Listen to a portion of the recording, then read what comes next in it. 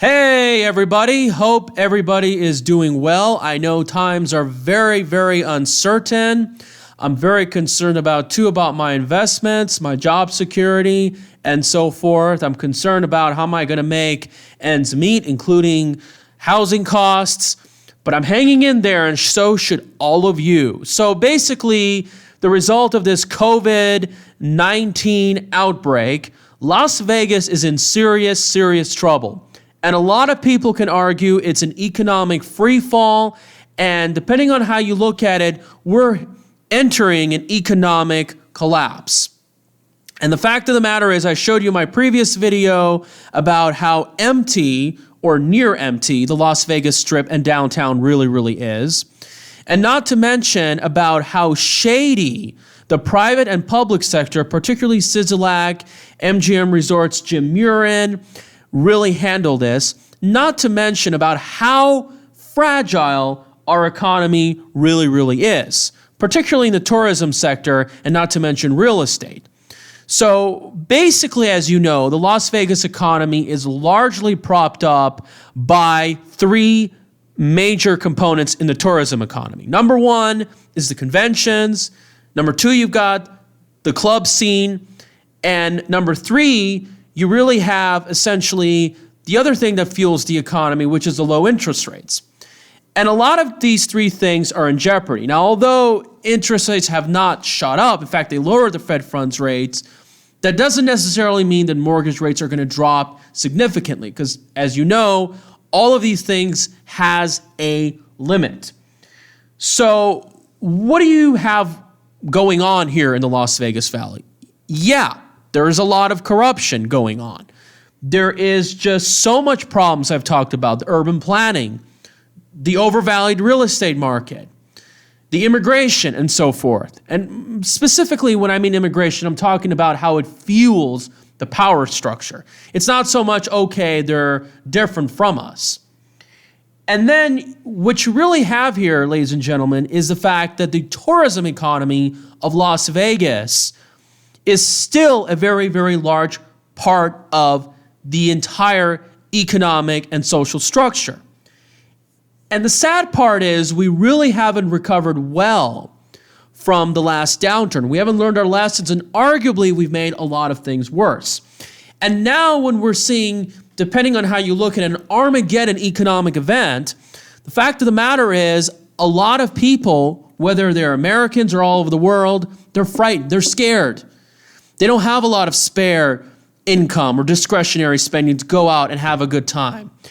And this is one of the reasons why we're going to be among the hardest hit. It's just really crazy, ladies and gentlemen. Restaurants are closing down, trimming hours. A lot of people have been laid off. It's just very, very shocking. You look at the unemployment claims, and you just see how we've hit record highs, so much higher several times than we did back in around 2009. So what we're seeing here is tourism is in really, really large trouble. Our economy is not diversified enough. And the fact of the matter is it's having a very large bite out of our valley. A lot of things are being shut down.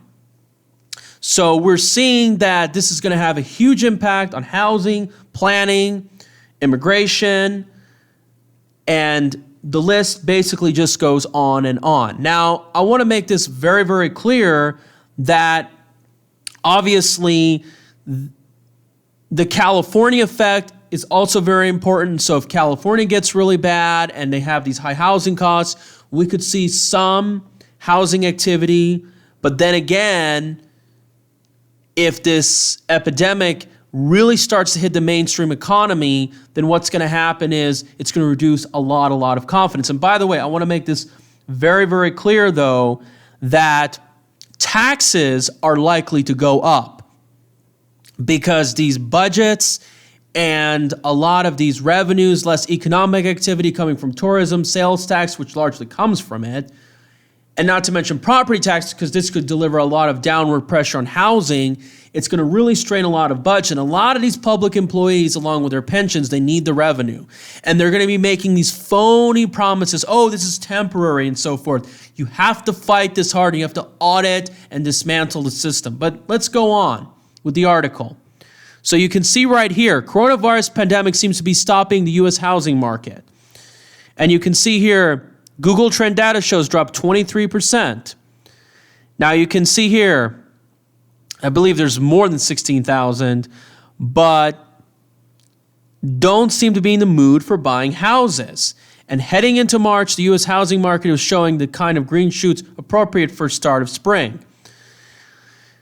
So you can see here things looked very, very well, but then again, U.S. traffic on the site dropped 35%. So this is some very, very shocking numbers. Now you can see in this article right here, mortgage rates fall just recently as the Federal Reserve brings stability to the mortgage market. But then again, mortgage rates have not fallen sharply since they lowered interest rate to 0%. Now, you got to understand that mortgage rates do have an overall correlation with the Fed funds rate, but there is no exact correlation. But can these lower rates, if they continue to fall, boost confidence in the housing market? And it doesn't seem to be that is exactly what is happening. Now let's go a little closer to home, because remember, the real estate market is a very, very large segment of our economy, a higher portion when it comes to Las Vegas. And this is an article that says places where COVID-19 recession will likely hit the hardest. And as you can see here, this is the Fremont Street. I was there actually about 2 Saturdays ago. It was quite busy. And you can see here, it can go from Seattle to Atlanta to small heartland towns. But let's go down to the map. And as you can see here, what is that large, dark red dot? Anybody knows where that is? That is Las Vegas, ladies and gentlemen. And that tells you that our economy is going to be very, very hit hard, considering the fact that we are largely a tourist-based economy. Now, you can also see right here, there's some red dots along western Texas because their energy, as you know, the price of oil has fallen sharply, around $20-something a barrel. And we'll have to see where that's going to go in the coming weeks ahead. But then again, you can see here, there's a lot of not so dark color dots, New York, Silicon Valley, Seattle, because their economies are different and they're more focused on tech and other sectors. But our area is going to be hit very, very hard. So mining, transportation, travel, leisure, and hospitality. You can see here on the top of the list, Midland, Texas, Hawaii, Atlantic City, and number 4, Las Vegas. There you go, ladies and gentlemen. It's not looking very, very good. And on the bottom of the list, you can see here, well, you got El Centro, Madera, and these are largely agricultural based. And once you can see right here on the headlines, gaming and tourism groups positively receive relief package plan. Honestly, I just hope that they don't get any bailouts.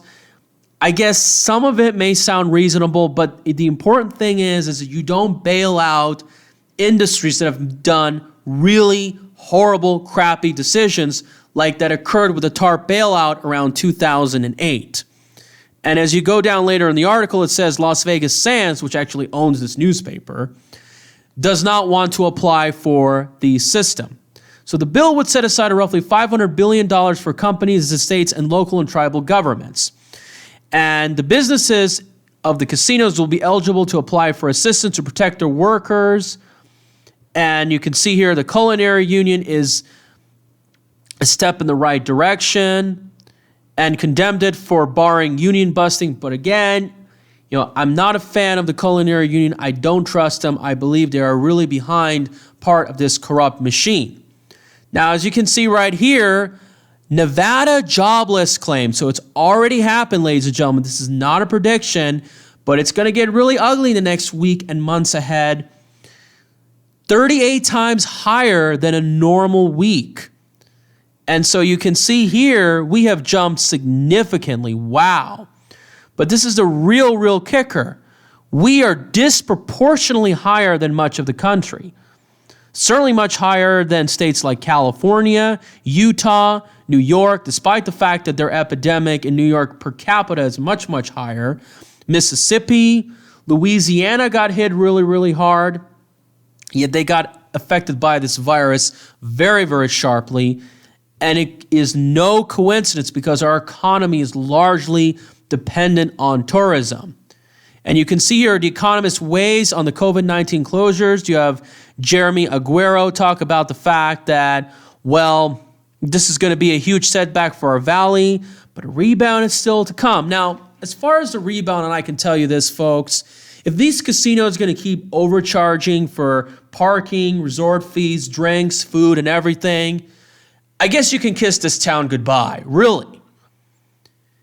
And so you got to really understand that these private sector companies have got to make very important, intelligent decisions because people are balancing their budget, and I don't think they don't have the kind of money to spend a fortune on this. And not to mention, the service has gone really downhill, and I'll make a video about this later on. Now let's take a look at the stock markets. As you can see here, the futures are not looking really good. Ever since I started preparing this video, it was down less than 2%. Now it's getting closer to 3%. And I guess we're starting to see the fact that we could be looking for another 1,000-point drop, despite the fact that, well, ladies and gentlemen, in the last 3 days, we had huge, sharp rallies in the stock market. Now, I also wanted to point something out, that the NASDAQ has not suffered as badly as the Dow Jones Industrial Average. It only fell about 25%, versus Dow Jones fell about 25 to 30%. And again, it's because what comprises of the Dow Jones consists of companies that are more fearful through these tough economic times. And you can see here the bond yields is still under 1%. European, Asian markets are not doing well. Oil markets have plunged. And then you can see here gold has outperformed the Dow Jones, but nevertheless, I want to tell you something. A lot of people say in these tough times gold was going to be at $2,000-$3,000 an ounce. Well, a lot of these gold bugs, perma-bear U.S. stock market people like Schiff, Maloney, Manarino, are they really right? Doesn't really think so, ladies and gentlemen. Now, speaking of oil, I want to get to this right here. I want to go to VegasGasPrices.com. And our gas prices have fallen sharply, considerably. I just paid the lowest price I've ever paid at $2.09. Now, these prices aren't so low compared to much of the country, because as you can see here, we're about 70 cents higher compared to about a year ago where we were about 20 cents higher. So what's exactly going on? I really see that there's manipulation going on. Maybe it's just the western region of the United States. It's obviously late to the game. But remember, the western region of the United States gets a lot of their gasoline from the state of California. So this is one of the things you got to understand. It's not all just taxes. So there's something really fishy going on where Oklahoma is paying gas right now in a Costco less than $1 a gallon. Because immigrants, whether they are legal, non-citizens, or illegal, are likely to work in restaurants, they're likely to work in hospitality, and a lot of these other sectors, including construction, which will get hit in the long term, they are not going to get any safety nets. They're not going to get any unemployment insurance. In fact, the public charge rule is likely going to hit them hard, because if they go out and test and see if they're okay, it's going to increase their chances of having them to leave by force or by themselves, practically.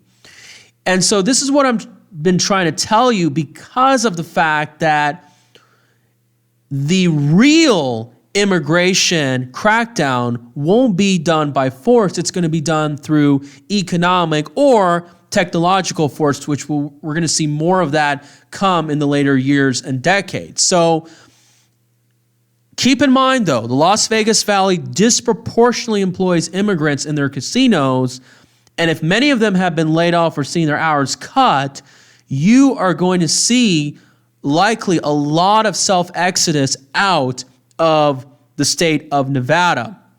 And could this mean more job openings? Considering the fact the rules have changed, we do not know. So this is one of the things you have to keep in mind. This could have a significant impact, not just on wages, jobs, but society, culture. I'm having my fingers crossed. I'm very hopeful about the situation. Anyway, thank you guys so much. Please subscribe. Please share this channel.